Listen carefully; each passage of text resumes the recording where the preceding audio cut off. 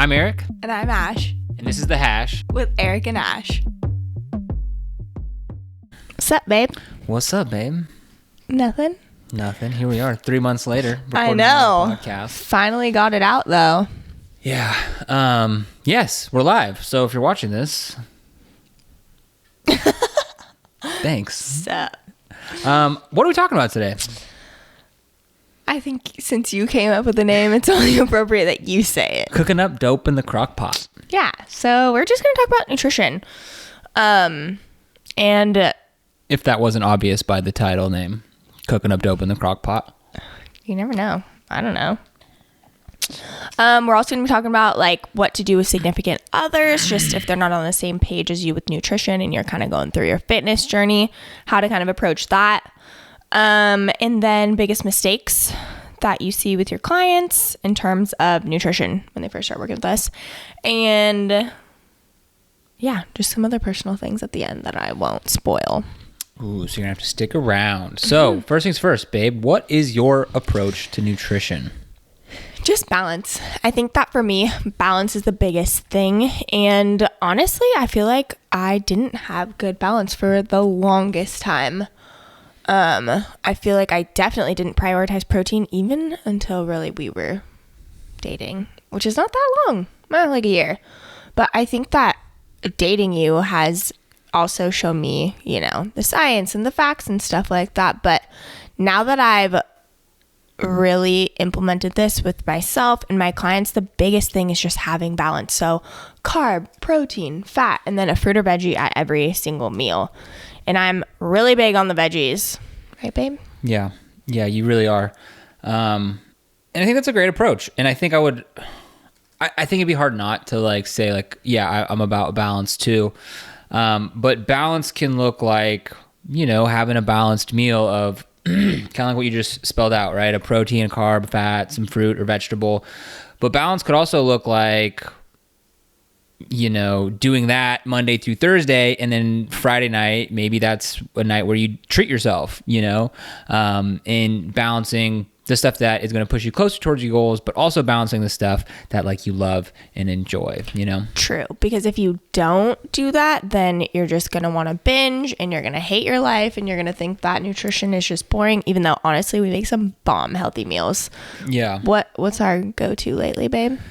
I've had it 3 days in a row now for lunch. I'm not even tired of it. These kale chicken Caesar salad wraps, but it's kind of even straying a little bit. I mean, the only really reason you can call it Caesar is because it's got Caesar dressing and thrown in blue cheese. But I feel like avocado. that's what makes a Caesar salad is just the dressing. Caesar. We won't get technical on Caesar salads here, but it's a very hard word to spell. Okay, so you'd kind of sum your nutrition up as balanced. Why don't you tell us a little bit more about we don't have to go super deep, but a little bit the flip side, when you maybe weren't quite as balanced as you'd like to be, or you weren't quite as balanced as you are now? I think I've just always gone through phases. I know when I first started my fitness journey, I was completely vegan. So I didn't have any protein, but I was literally just I was eating straight up fruits and veggies, and that's it. And I'd be proud of myself if I just had a smoothie for breakfast with zero protein. So it was just straight up sugar. Well, and at the time too, was this when you were trying out for Gold Rush and all these dance teams and This was right before that, but I still was vegan when I was dancing a shit ton. I know I kind of paused. A shoot ton. Now I know my mom's listening to this, so. Hi, Nini. Okay, yeah. But no, I feel like for so long I've gone through phases, but now is the most balanced I've ever been. And I'm not going to lie, adding animal protein back into my diet was really scary for me. And I think the main reason, because I had associated when I was eating animal protein, I was bigger then. So adding it back, this was probably a couple years ago, even minimally, I still had this thought in the back of my mind, I can't eat too much meat because it's going to make me gain weight. So yeah. Love it. Here I am now eating meat. So maybe now let's kind of talk about, that sounds like your own approach to nutrition? Maybe now it's kind of transition into like your approach to nutrition with your clients. I'm sure it's different for everyone. I have some Right. clients that track macros. I have some clients that do more mindful eating. And again, like using macro tracking, it's a tool. At the end of the day, that's not the end goal. You really want to use it as a tool and then taper off of it at the end. That being said, I've seen amazing progress from my clients using both macro tracking and just more mindful eating. But again, it's kind of that approach to like a carb, a protein, a fat, and a fruit or veggie at every single meal. But yeah, again, it like really depends. And then also with clients too, there's so much more underneath than just like the food you're putting in your body, just like cravings, how you feel about food. So it goes a lot deeper, and every single person and client is so different, and it just comes from our past and what we think about food, what our parents think about food, how we ate growing up. There's just so many things so many different things that determine how we feel about food. And I think with a lot of my clients, especially because I work with mainly female fad dieters, that it's different for everyone. Yeah. But yeah, kind of that like formula of carb, protein, fat, and a fruit or veggie, but then also allowing yourself to, have pizza or whatever. Because if you just say, oh no, I can't have pizza, you're going to think about pizza for the next week, and then you're going to binge on it the next time because you think you're not allowed to have it. And then, yeah, it's kind of like that, like thing where you can't have. Yeah. And so when you allow yourself to have it, you just binge because you think that this is the last time you're ever going to have it, which is of course not true, but you convince yourself that like after tomorrow I'm never going to eat this again, so then you just binge. Whoa, that scared me. Yeah, no, and I think kind of going off of that, like, if maybe like in your mind, what you needed to eat in order to be healthy, in order to lose fat is like salads, right? Like, I need to start eating more salads, or like salad is all I need to eat. And pizza is this forbidden thing, since we're kind of like using that as an example. Like, you could have a slice or two of pizza, and let's just throw an easy number out there. Maybe that's 500 calories.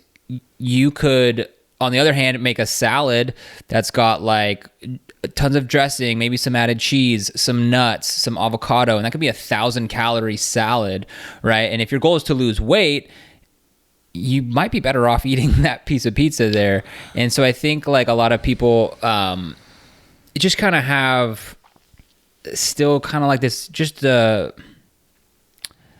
wrong mindset when it comes to nutrition, right? Like, there's good foods and there's bad foods, but it's really more than that. Yeah. And I think too, what I teach my clients is, okay, go have the pizza. Like, I'll have a piece of pizza on a Tuesday night. That doesn't bother me. But the way I eat pizza is I'm not eating 4 pieces of pizza and that's it. I'm having a slice or two of pizza and then like a salad on the side or some sort of veggie.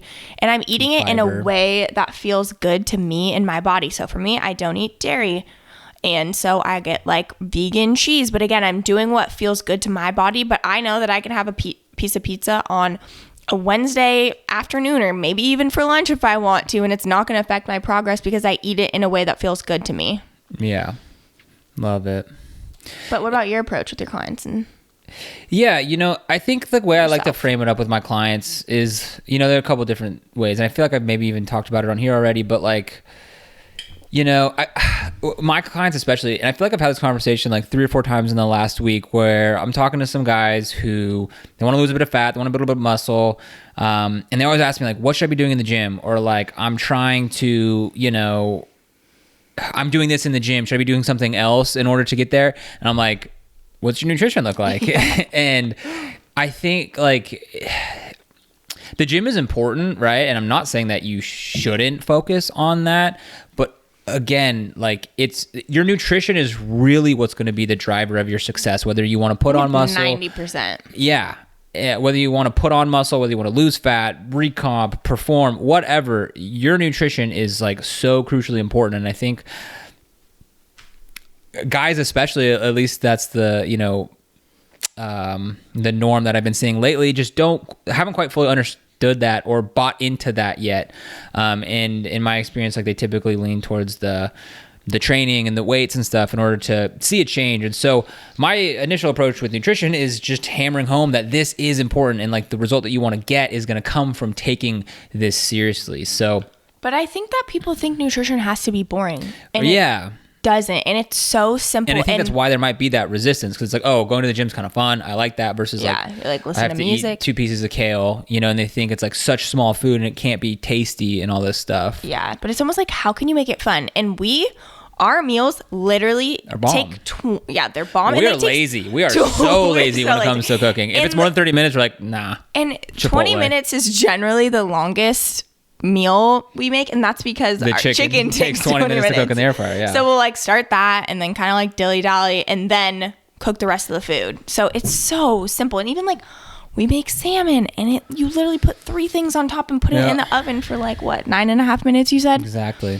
But it's just about figuring out what's easy and what feels good for you, because you can make some bomb ass meals, but it's about figuring out like your staples and what you actually enjoy, because we are so lazy. Yeah, so that's kind of my approach to nutrition. Again, really starting off emphasizing the importance of it and how getting what you want is going to require some change here. And then after that, like, you know, again, I like to meet my clients where they're at, because I understand that not everyone's coming from the same background. You know, I've had clients who have tried tracking like everything in the past, but maybe they were doing some like crazy restrictive diet, and so that's maybe the reason that they weren't seeing the result. But they were familiar with tracking macros, and so that's been an easy transition for them.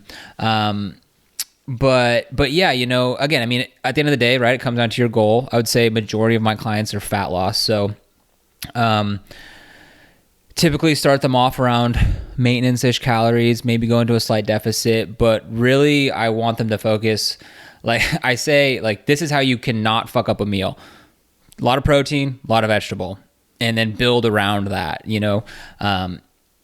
So yeah, you know, like I said, it's a custom approach. It really meet people where they're at, but really hammering home that it's important and getting enough protein, because I feel like that, especially the getting enough protein, is a relatively easy fix and often overlooked, and is going to have a big impact. Yeah, definitely. And protein just keeps you fuller for longer. It's delicious. One other thing too I wanted to mention with my clients, I am a big ingredient person. Like Yes, you are. Yeah, like it's so simple. You can swap things. Like for example, these Zevias literally taste like Pepsi. Mm-hmm. I haven't had a real Pepsi in a long time, but my problem with them. My taste buds think that this tastes exactly like Pepsi.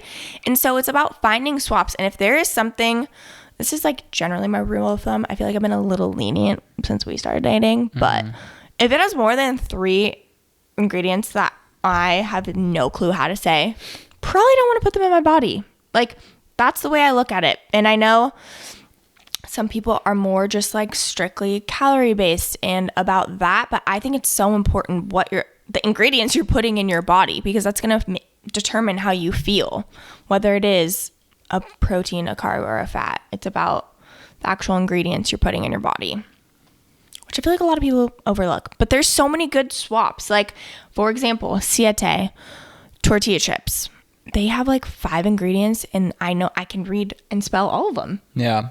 Again, I think on that note, like it comes back to what we first started talking about, balance. You know, like I agree with you, and you've definitely pulled me more in that direction of being conscious about not only like the quantity, but like the quality and the ingredients of foods. But again, that's not, I think like the poison makes the dose, right? You know, like here we are talking about these Zevias, but like I probably wouldn't encourage you to drink 15 of these every day. And I think the poison makes the dose. And so again, if 80% of your nutrition looks like, again, lots of protein, lots of vegetables with the right ingredients, it's okay to sprinkle in that other stuff. Yeah. But also once you start eating healthy, I know it can be hard to really get into, but once you get in the groove, you realize how amazing you feel eating these foods. And like for me, I have zero interest in eating unhealthy food, honestly. Like, our unhealthy food is Chipotle. And honestly, it's like stacked with vegetables. Gains. Like, I love, ice cream and stuff, but I try to find healthier options. But I realize when I eat ice cream that has a whole bunch of weird ingredients in it, yeah, it's probably still dairy free, but I wake up and my stomach hurts the next morning. Yeah. And we were on an ice cream hype there for a sec. Yeah. And I was like, okay, I can't do this anymore because it just doesn't make me feel good. I sleep like crap. And I wake up with a stomach ache. And Eric stinks up the bathroom. Wow. We're going there. Moving on to our next topic here. What do you do when your significant other's approach to nutrition is way different than yours? Or they shame you?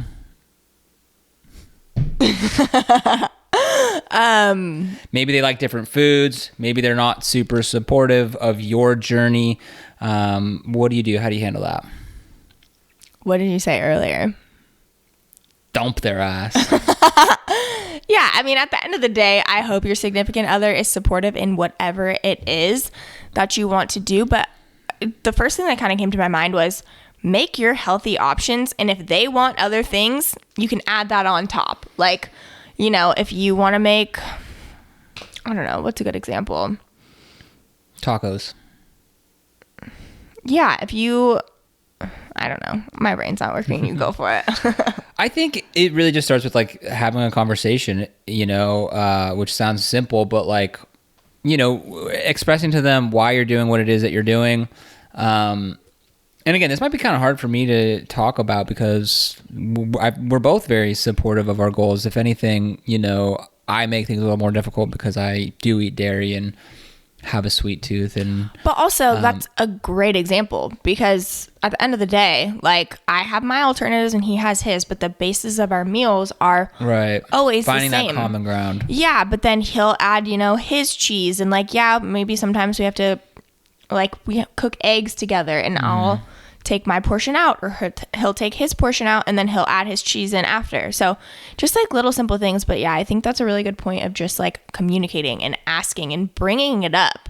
Because I think sometimes so many people are afraid of bringing up the conversation instead of just having it. Yeah. Or it's like not really a conversation. It's like, hey, I want to do this thing. And no, like I'm not interested. Like, go for it. And that's kind of it. And then it just goes on like that and resentment builds. But yeah, I think just having a conversation and like explaining to the person like, hey, this is important to me. This is what I want to do. Here's how I want to do it. How can we make it work together? Yeah. That being said, like, I'm not asking you to change your life, but like, for example, let's say there's a couple and like one person they just hired Ashley as their coach and she's ready to change her life. And big thing for her is nutrition and she wants to change the way she eats. And maybe her boyfriend, isn't really totally on board with that. I think expressing to her like, hey, like, I want to do this. Here's why I want to do this. And kind of how I plan to do it. Like, that person can still go, in this example, the boyfriend can go still, they don't necessarily have to change their life, but when it comes to, the girl wanting to, make a change here, like, I feel like doing things to make it easy, right? Instead of like just picking up McDonald's on the way home, if that's like your fix or something, like, at least trying to make an effort in that way. And if it's, like I was kind of joking at the beginning about dumping their ass, but like if you're not getting support on these kinds of things, yeah, I don't know. Yeah. I honestly have a lot of, women that want to sign up for coaching and they're like, oh, I have to talk to my husband. And they're just like not supportive at all. And I think that sometimes too, like a lot of men don't necessarily understand the true internal struggles that women are going through in terms of like their mindset on food and how much it truly affects their life. Or vice versa. I feel like, I feel like there's obviously everyone's different. And like some people can look at nutrition or going to the gym or living a healthy lifestyle like this is easy, this is what I do, this is my life, whereas some people it's a real struggle and they really have to put in effort, and if they're being made to feel even worse about it, like that's just a tough situation to be in. So I think it's safe to say I totally understand that it can be tough, but having that open communication, and then just, again, like small modifications over time. Also, I feel like if you slowly like manipulate them into eating healthy, you know, it can like, I don't like that word. well, you know what I mean? Like, not even manipulate, but just like slowly sprinkle in healthy stuff, and they're gonna be like, whoa, this like actually tastes good. And then you can be like I do that all the time with my family. I'll make like a dairy-free, like this cup of cup dip, and I won't tell them it's dairy until after. And then they're like, oh, this is so good, this is so good. I tell them, they're like, oh yeah, I knew it tasted funny. I'm like, you're lying. Well, and I think like kind of what we talked about at the beginning of this is that, like, again, I think a lot of people still feel like eating quote unquote healthy and like in a way that's going to support your goals has to be boring and it's not enjoyable. And so I think, you know, in your words, manipulating that, or, you know, showing them the way that, you know, they can, you know, it can be fun. Yeah.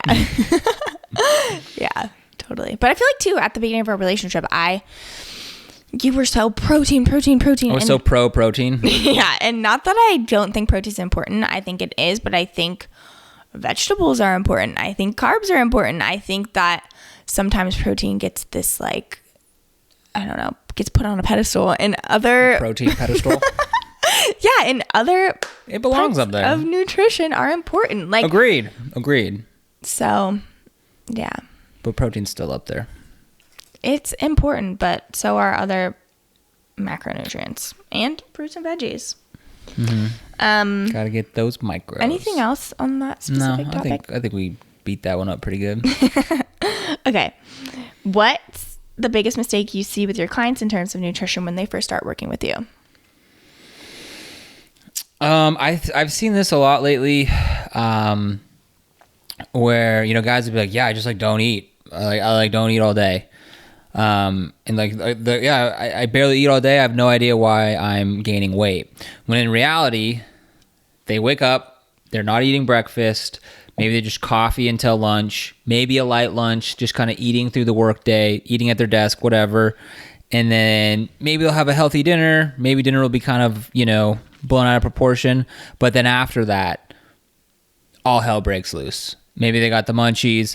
Maybe they're just having themselves a treat, but they snack so hard, eat so many calories that no wonder you're not hungry in the morning to have breakfast. And they're just like, oh, I don't know, I'm not hungry. It's like, well, yeah, because you had 2,500 calories worth of Cheetos, sour strips, and Cheez-Its last night at 11 p.m., you know, when you should have been asleep. And then it's that cycle that just continues exactly. every single day. Yeah, and it's hard to break out of that. And so I think just a simple fix of, like, you know, I think the simplest fix to that, have breakfast. You know, that's going to start to just get you on a little bit more regular eating routine. It's going to disperse that energy throughout the day a lot better. And so lately, it's been what I've been recommending. It's what we've been doing a lot. Just a smoothie in the morning. You get a ton of protein in there. You get a ton of fruits and vegetables in there. So you're getting those micros. It's filling. And the best part of all, it's easy. It's the perfect meal. Yeah. Honestly, it's not that it's not easy, but I was actually just talking to one of my clients yesterday about this, and she's like, how can I make it a little bit more efficient? And something I told her is like having it prepped in like a plastic bag or a jar or something like that ahead of time, so you can just dump it in the blender with whatever liquid you want and you're good to go. So it's like you can kind of prep it all at once if you want for the week. And I feel like with stuff like that, it's like, how do I make a smoothie easier? It's like, part of me wants to just roll my fucking eyes.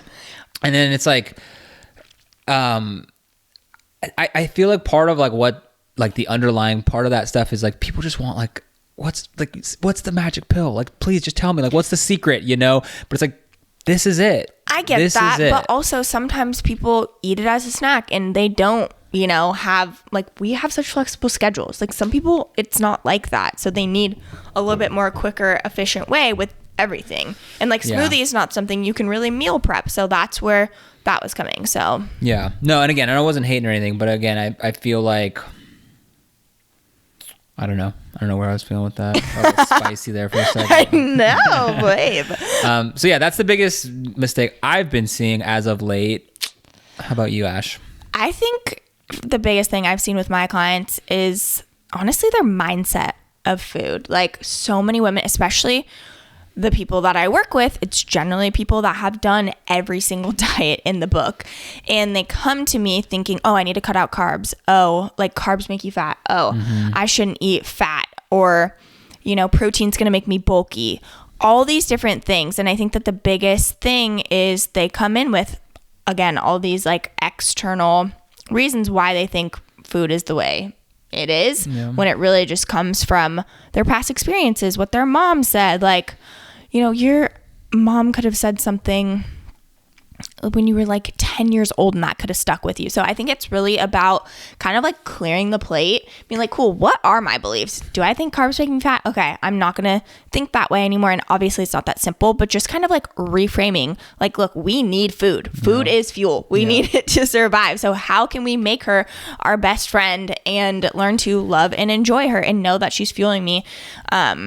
Because I used to think food was out to get me. I was like, oh, it's like this thing that I hate that's making me, it's making me fat, and it's like taunting me because it tastes so good. Like that was truly like my perspective of food. And then once I was able to shift that and eat things that really made me feel good, I was like, oh wait, I can eat carbs and they are good for me and they fuel my body. What They're the delicious. heck? Yeah. And I feel like for me personally, again, I obviously, like I've said a couple times, I know everyone's different, but like for me, like what helps me with that mindset shift is like seeing the facts, you know, like realizing how much energy our bodies require just to sit here and record a podcast, to sit here and listen to this podcast. Like our bodies require a lot of energy, and so like starving yourself isn't the answer. So love that.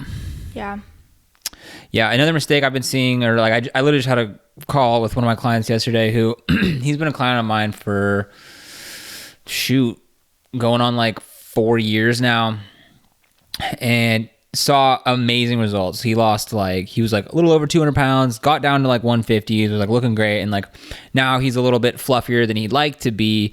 And you know, this isn't necessarily just a nutrition mistake, but just I think a mindset mistake with all aspects of health and fitness is this all or nothing mindset. Like he like looked in the mirror, hasn't been liking what he's been seeing. He was like doing some jump rope and like could feel things moving where he didn't want them to be moving. And he was telling me, which I appreciated him telling me, he's like, yeah, I wanted to do keto. Like I was ready to just go start do keto. And he was going down this rabbit hole, like ready to order all these meals. And then he kind of caught himself, and realize like, what am I doing? Like, this isn't how I got here, right? And it's not how I actually want to get there. I just am not very comfortable with where I'm at right now and want to get there faster. And so, yeah, I think that all or nothing mindset is a real bitch. Yeah, that's huge too. And something I struggle with too. Yeah. I think too, when you have that all or nothing mindset, that's kind of where it comes down to like, if you don't like the diet you're on, it's not the right one for you. That's not to say like you can't just eat cookies and ice cream all day. But if you're eating in a way that you can't sustain for the rest of your life, it's not the diet for you. That's why keto, yeah, sure, you're going to see some instant fat loss because you're cutting out all carbs, which are probably cutting out a decent amount of calories too from that. Yeah. So, you know, it's about finding a way of living and eating that truly works for you and your lifestyle, because that way you'll stick with it if you love it. But if you don't love it and you're eating even like chicken, rice, and broccoli, like, ew, that sounds disgusting to me to eat every single day. If I was eating that every day, I'd hate my life and I'd want to go binge on cookies and ice cream and stuff because I wasn't fully nourishing my body in the way that I felt like it needed to be. Yeah, and to kind of play a little bit of devil's advocate there, you know, like I think it is important to find, again, it all depends on your goals and like where you are in your life. But I think in the right instances, you know, an aggressive approach can be the right thing as long as you have a good exit plan. You know what I mean? And like short bursts of, hey, I really want to get here, but here's my end date and here's how I'm going to get out of it. But I think, you know, a lot of people, especially who do it on their own and aren't working with a coach, that can get a little dicey. But I think, again, you could argue that that would fit your lifestyle at that point in time. You know, your lifestyle isn't going to be the same for your entire life. And so I think, yeah, that's all I have to say on there. Yeah. I don't know. I just think for my personally with my clients, an aggressive approach is never generally the right answer, in my opinion. Again, everybody is different, so maybe sometimes at some points, but just coming out of this diet mentality, kind of having that like aggressive and then like balance and then aggressive and then balance doesn't necessarily, it's almost like another part of like yo-yo dieting, I guess. And again, like I feel like it definitely comes, it's so important what you do after the diet, just because like, again, like doing a reverse diet and whatnot, but like at the end of the day, it is really what's going to work for you and your lifestyle, and every single person is completely different. Yeah, totally. And again, to kind of like reframe that, like, again, it's not saying that like your life should be this all or nothing, back and forth, extreme, unextreme. Like I literally just said that that's what you shouldn't do. And again, an aggressive approach like that isn't something that I'd start most people out on. But it's like the right tool for the right job. You know, if I had a hammer and I was trying to go put it in the wall, I'm not going to go grab a handsaw and try to, you know, hammer it in there. You know, it's the right tool for the job. So, yeah. I think we got one more question here. Two. The last one's kind of funny, but what's a super easy fix that someone listening could make to their nutrition today? Start your day with a smoothie. It is literally best freaking meal possible, but you have to make it into a meal. I know, like, for me at first, I was like, cool, I'm going to have a smoothie. And it was protein powder and water. And that's not a smoothie. That's not a smoothie. That's sadness in a cup. I know. So it's like adding, you know, fruits and veggies and protein, but then also adding like some almond butter for fats. Like that makes me feel so much fuller for longer. So making it into an actual meal though, not like I said, protein powder and water. You stole my thunder. That's what I was going to say. Kind of going off of that, I think, again, to kind of talk to the guys who are making that mistake that I started off, you know, they're waking up, not eating breakfast. I think a smoothie would be a great option for that. But another good option, or another tip, take-home tip, that first meal, whether it's a smoothie, whether it's the yogurt cup I've been eating a lot lately, had it today, it was delicious, or a scramble, whatever, get a big serving of protein in the morning. Maybe 40 to 50% of your daily number. You know, according to the science, is 40 to 50% of your daily protein optimal? No. But you know what's less optimal? Getting fuck all protein in the morning. So that's it. Yeah, and maybe like prepping your breakfast the night before. If you do have to get up early and go out the door, yeah, you don't want to wake up 30 minutes when you're already waking up at like 5 a.m. I get that. But like prep it the night before or something. Like make some egg bites or something and put them in the fridge so you have them and you can grab and go. Don't be a victim of your circumstances. Yeah. The last question. What's your favorite food? I can never answer this very well because my heart wants to say ham and sweet potatoes because that's what I have on my birthday every year. But I don't even think that's my favorite food. You know what I mean? I know mine. Pizza. Yep. I love pizza so much that in first grade, I had my mom make me from scratch, which we still have. It's still a family favorite.